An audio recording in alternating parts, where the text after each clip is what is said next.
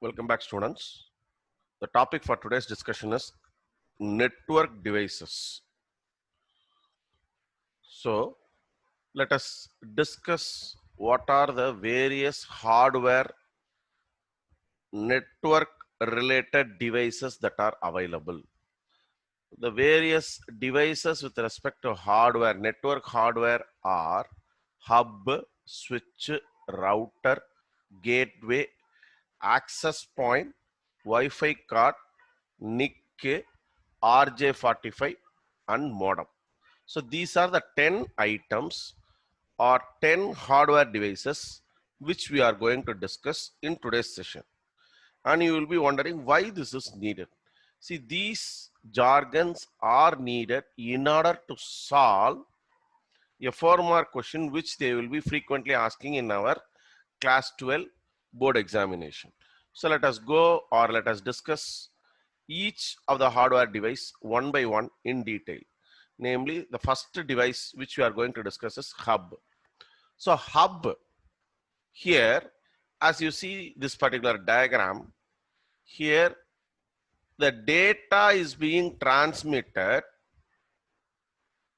to all the systems that are available. I do have 4 systems there, A, B, C, D. The data is being passed to all the systems with respect to hub. So let us discuss what a hub is or what does it do. It transfers data or it broadcasts data from one node to all the other node. One node to all the other node. Assume that A wish to send the data, it will be passing the data to B, C, D respectively. That is inclusive of the nodes that do not need the data. Here you have to highlight the point, namely, it takes the data to the nodes that does not need the data. Wherein, if we are doing like that, when we are taking the data to unnecessary nodes, the bandwidth is getting wasted there. That is, the data should be sent only to the necessary nodes and not to unnecessary nodes. If you are doing that way, it means that the bandwidth is getting wasted.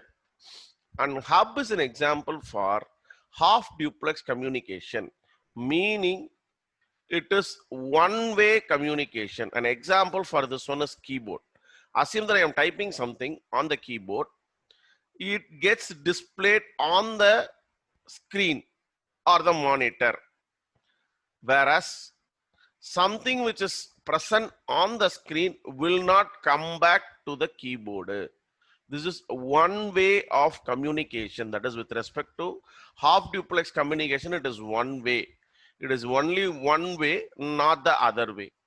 You do have 2 types of hubs, namely one is active hubs, the other one is passive hubs. The role of active hubs is to amplify the signal. When the data is getting traveled for a longer distance, they will be using a device called as a repeater.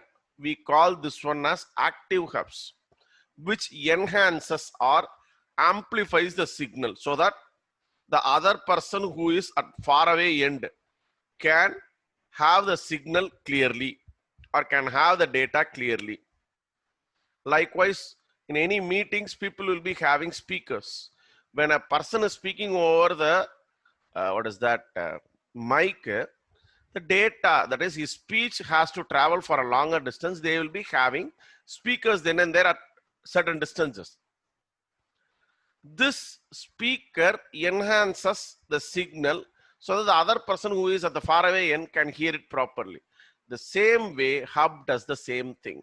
When the data is getting traveled for a longer distance, they will be having active hubs, that is repeaters, in order to enhance the signal so that they will see that the correct data, flawless data, without any interruption, so the data is getting transmitted. So then with respect to passive hubs, it allows the signal to pass from one to other without any change.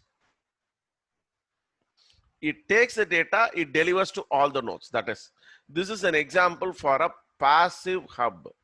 Now let us discuss the second device, namely switch. Switch is another device, a hardware network device, which is used for transferring data from one node to the other concerned node. The previous one, hub, is not as intelligent as switch. If A wants to transmit the data, it takes the data to all the remaining nodes B, C, D, irrespective of the nodes whether it needs the data or not. Here, switch knows from which node what to transfer to which node. How this is being monitored, how this is intelligent when compared to hub. Here, you are having a table called as MAC address table, and there you will be having port number. Each port is associated with only one address. Now they clearly know from where to where, which system to which system they want to transmit what content. See here, switch number 1. Here, the system is associated with one particular port. Printer is associated with switch number 2, port number 2. Then one more system is associated with the port number 3. And one more server-like thing is getting attached with the port number 4, etc. So this is an example for, switch is an example for full duplex communication, wherein it is a two-way. You can able to send the data as well as you can able to receive the data there. So what is the speciality of switches? Bandwidth is conserved as the data is transmitted only to the needed node, which is not in the case of a hub. Then let us move on to the third device called as bridge. Bridge is one more extension of hub. Let us discuss what a bridge is. Normal meaning of bridge, it is used to connect two places. Here, a bridge is a device that links two networks that follow the same protocol. So you are having, one company is trying to have more than one network. When you want to connect all the networks, I will be using a device called as bridge, which will be following the same certain rules and regulations. Bridges are smart enough to know which nodes are on which side of the bridge, from where the data is being coming and where I have to transmit the data.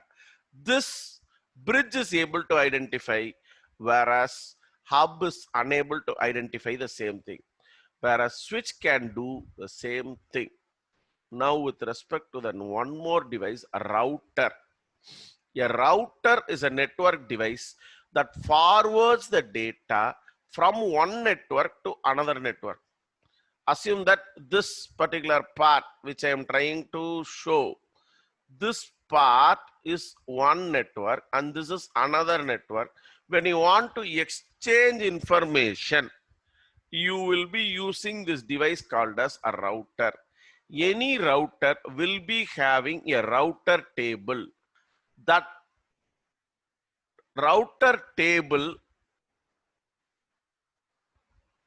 helps us to know how the data is getting traveled from the source to the destination, or else the router will be having a table in which the data transmission from one end to the other end is getting recorded clearly. We can backtrack in case of any problem there. So you do have many techniques for routing that is not discussed here. It is beyond our scope. And one more thing I would like to stress is, router uses IP address, whereas a bridge, which is an extension of hub, uses MAC address. Moving on to the next device called as gateway. Gateway is a device that connects dissimilar networks. It is associated with both router and switch to determine the actual path. You can remember or you can distinguish one type of question they will be asking with respect to bridge or gateways. They will be trying to ask the difference between bridge and gateway. Bridge is for similar network. Gateway is for dissimilar network. Assume that you are going to transmit data inside India alone, which can be termed as an example for a bridge. When you want to transmit data outside India to some other country, here India is one country which has its own rules and regulations, and one more country X is there. So India wants to, in India, a person wants to communicate with some other person in some other country. This is a separate network and that is a separate network. When you want to communicate the data in between India and X, you will be using this particular device called as gateway. Access point. An access point is also called as wireless access point, that is WAP. It is a hardware device that establishes connection of computing devices on wireless LAN with a fixed wire network. See here, the device which is shown in yellow is access point, using which I can able to access my laptop, my customer phone, as well as office PC. These three things can able to access the data using this wireless access point. You are having a router. The router is responsible for sending the data between networks. You are having router is connected with this wireless access point. Using this wireless access point, I do not, the dotted lines says that these are not wired connections. Without wired connection, using access point, I can able to access the data there. And each home-based access points has a limitation or a range. Namely, it spans for 150 feet. The advantage of this access points is easy installation, easy maintenance. Why? Because it is not wired. Bigger network coverage within a particular small geographical span, I can have a bigger network coverage. Moving on to the next device, Wi-Fi card. A Wi-Fi card is either an internal or an external LAN adapter with a built-in radio and an antenna. Now this device comes as an external only and not as an internal. Why? Because when we are having this one as an internal device, we don't know how or when the connection has been established or when the connection has been terminated. In order to overcome the above problem, now this device is available as an external device only. Then this one, NIC, Network Interface Card. NIC is a device that is attached to each workstations, and the server helps in establishing the connection.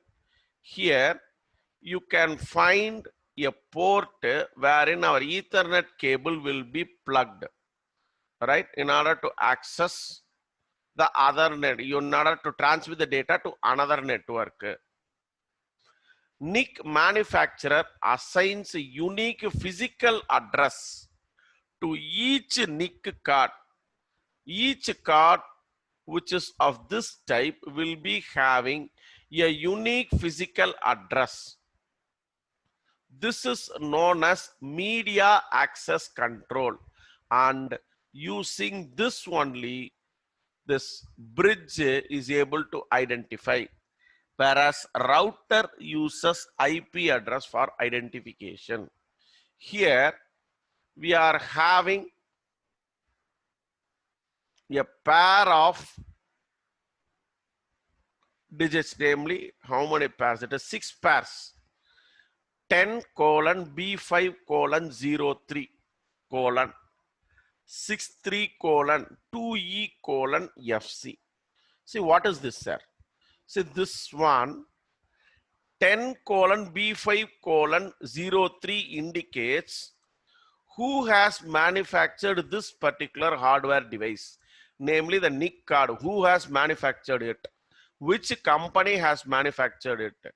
Whereas the second part, namely 63 colon 2E colon FC, is a unique address for each card. It determines the physical address of a particular workstation or any system, right?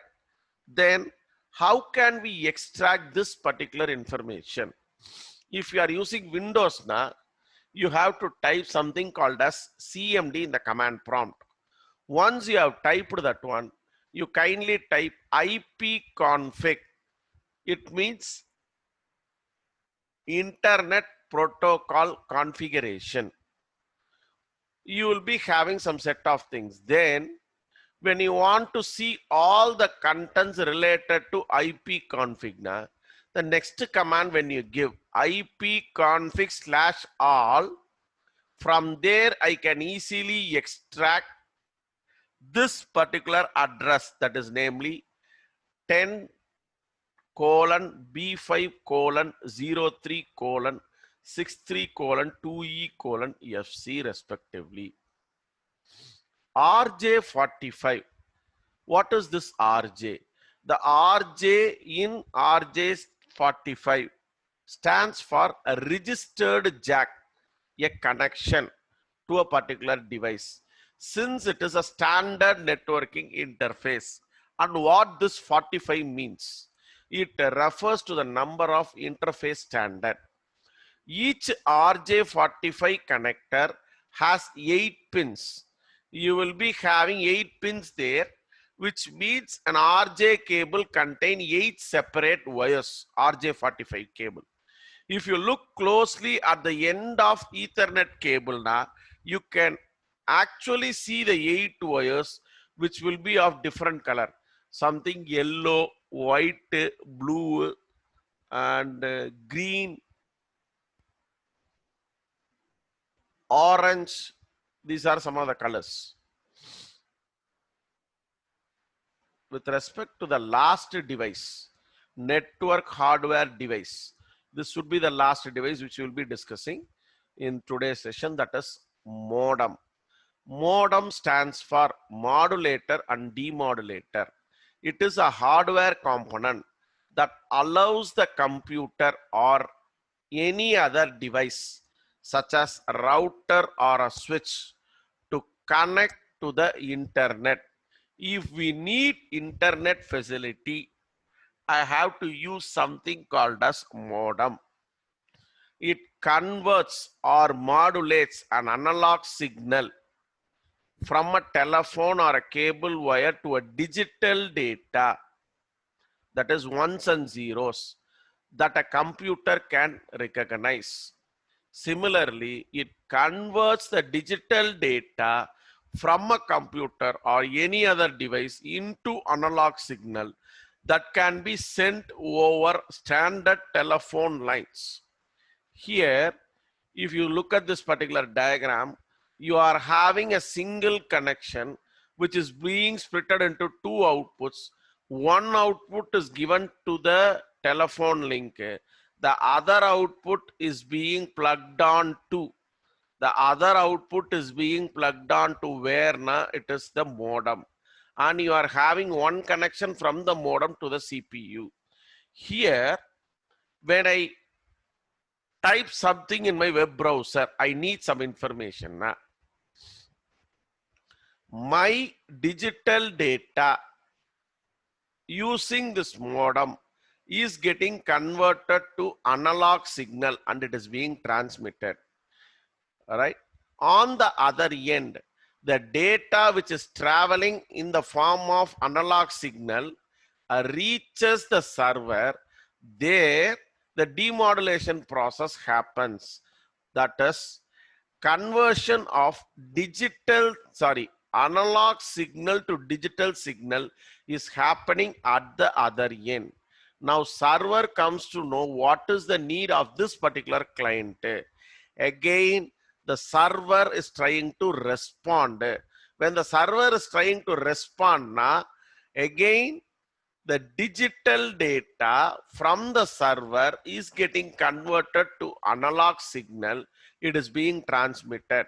On the receiving end, that is myself in my computer, when I try to receive now, the analog signal with the help of demodulator, again the analog signal is getting converted to digital signal. I am able to see the output. I hope this particular topic is clear. Thank you for the session.